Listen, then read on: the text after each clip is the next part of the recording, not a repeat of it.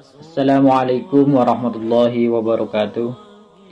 Anak-anakku sekalian yang Bapak cintai, yang Bapak banggakan, mudah-mudahan jadi anak-anak yang solih dan solehah, yang berguna bagi nusa dan bangsa. Amin amin ya rabbal alamin.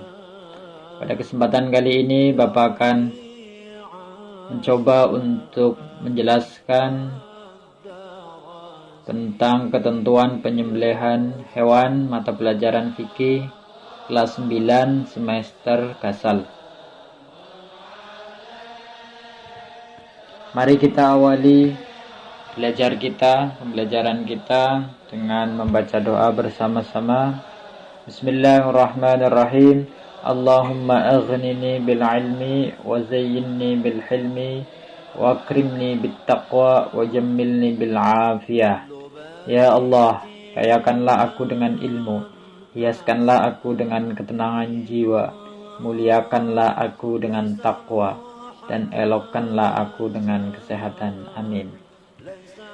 Kita lanjut. Bahwasanya ketentuan penyembelihan hewan dalam agama Islam itu ada aturannya.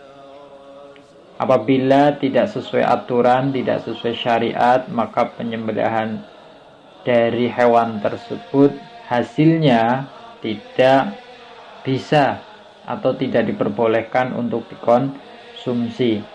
Seandainya dalam penyembelihan itu tidak mengikuti aturan-aturan yang telah ditetapkan oleh syariat Islam. Dalam ketentuan penyembelihan hewan ini nanti kita akan ada beberapa pembahasan. Yang pertama adalah pengertian dari penyembelihan hewan itu sendiri. Yang kedua, dalil penyembelihan hewan. Yang ketiga, rukun dan syarat penyembelihan hewan.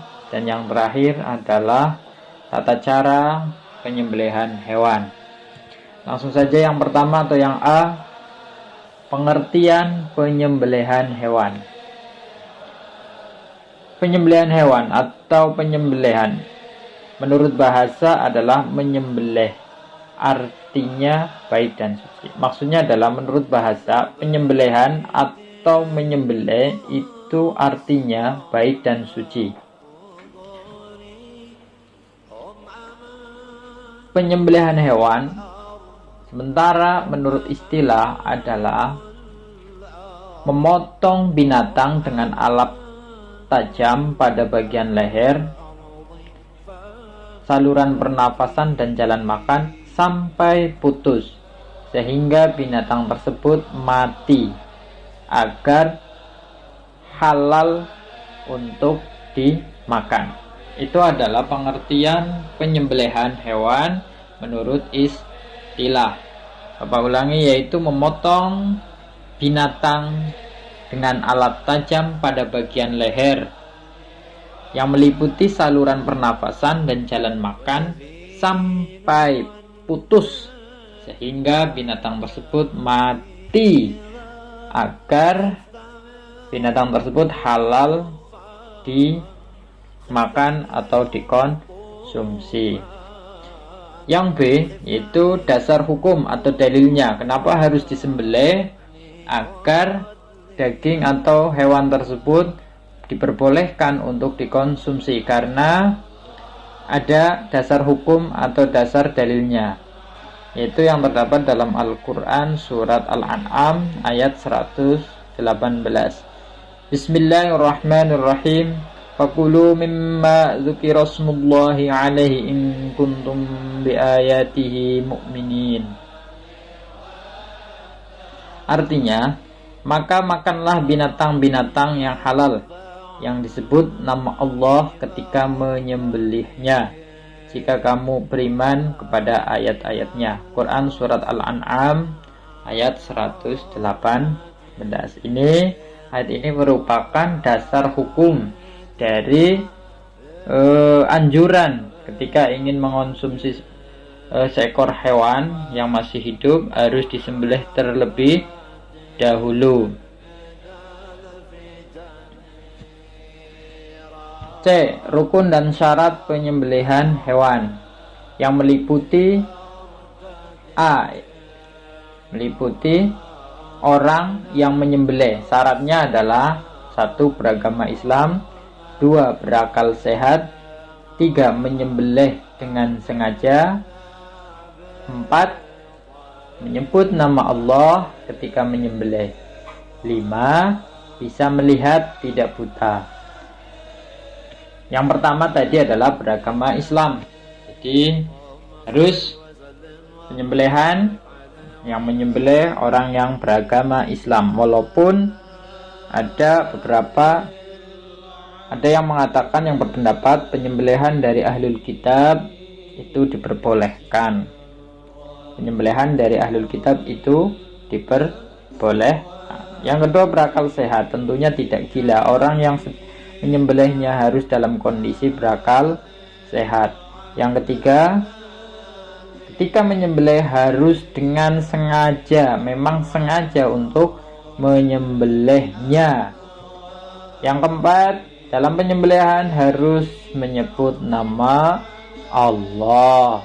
Dan yang kelima, orang tersebut yang menyembelih bisa melihat, tidak buta. Karena kalau kondisinya buta, tidak melihatnya, dikhawatirkan penyembelihannya tidak sesuai yang ditentukan, sehingga hasilnya tentunya tidak boleh untuk dikonsumsi hewan tersebut apabila hasil sembelihan orang buta tersebut tidak sesuai ketentuan. Artinya orang yang menyembelih syaratnya itu harus bisa melihat. Yang B, hewan yang disembelih syarat-syaratnya adalah masih dalam keadaan hidup. Tentunya hewan yang akan disembelih masih dalam keadaan hidup. Terus yang kedua, halal dimakan. Artinya hewan tersebut halal hukumnya untuk dikonsumsi. Ini adalah syarat-syaratnya. Jadi yang selanjutnya adalah alat yang digunakan untuk menyembelih. Ini rukun yang ketiga. Tadi rukun yang pertama adalah orang yang menyembelih. Rukun yang kedua adalah hewan yang disembelih. Rukun yang ketiga ini adalah alat yang digunakan untuk menyembelih. Adapun syarat-syaratnya adalah alat yang digunakan untuk menyembelih harus berupa benda tajam dan dapat melukai. Kedua, benda tersebut terbuat dari batu, bambu, besi, dan benda logam lainnya. Yang ketiga, benda tersebut tidak terbuat dari kuku, gigi, dan tulang. Tidak diperbolehkan menyembelih dari benda yang terbuat dari kuku, gigi, dan tulang. Nah, tadi itu adalah syarat rukun dan syarat penyembelihan hewan. Sementara dalam penyembelihan ada beberapa hal yang harus diperhatikan bagian tubuh hewan yang akan kita sembelih. Perlu diperhatikan. Yang pertama, binatang yang disembelih di lehernya dengan dipotong urat saluran pernafasan dan urat saluran makanannya. Ini yang perlu diperhatikan. Hewan yang disembelih itu harus terpotong urat saluran pernapasan dan urat saluran makanannya. Yang kedua, binatang yang tidak dapat disembelih di lehernya karena liar atau jatuh ke dalam lubang, menyembelihnya dilakukan di bagian mana saja dari badannya, asal bisa mati. Adapun ketika dalam posisi-posisi yang memang sulit untuk melakukan penyembelihan secara normal, karena mungkin liar atau jatuh dalam kubangan, dalam lubang, maka bisa disembelih di bagian mana saja dari bagian tubuh hewan tersebut, asal dari penyembelihan itu bisa menyebabkan matinya hewan tersebut. Yang ketiga yang perlu diperhatikan, dari bagian tubuh hewan yang disembelih adalah bila di dalam binatang yang disembelih terdapat janin atau anak binatang dan tidak didapatkan dalam keadaan mati dalam perut induknya setelah induknya disembelih, maka anaknya juga halal untuk dimakan karena kematiannya itu disebabkan kematian induknya yang disembelih. Jadi apabila ada binatang ketika disembelih ternyata di dalam perut binatang tersebut ada janin.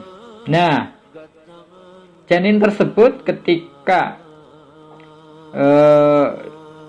dalam kondisi sudah mati, maka janin tersebut pun halal dagingnya untuk dimakan, untuk dikonsumsi.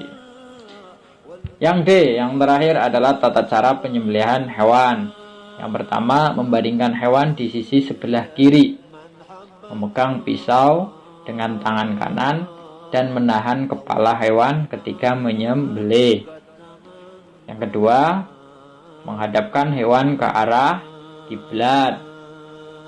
Yang ketiga, memotong 2 urat nadi yang ada di kanan kiri leher, yaitu saluran makanan dan pernafasan.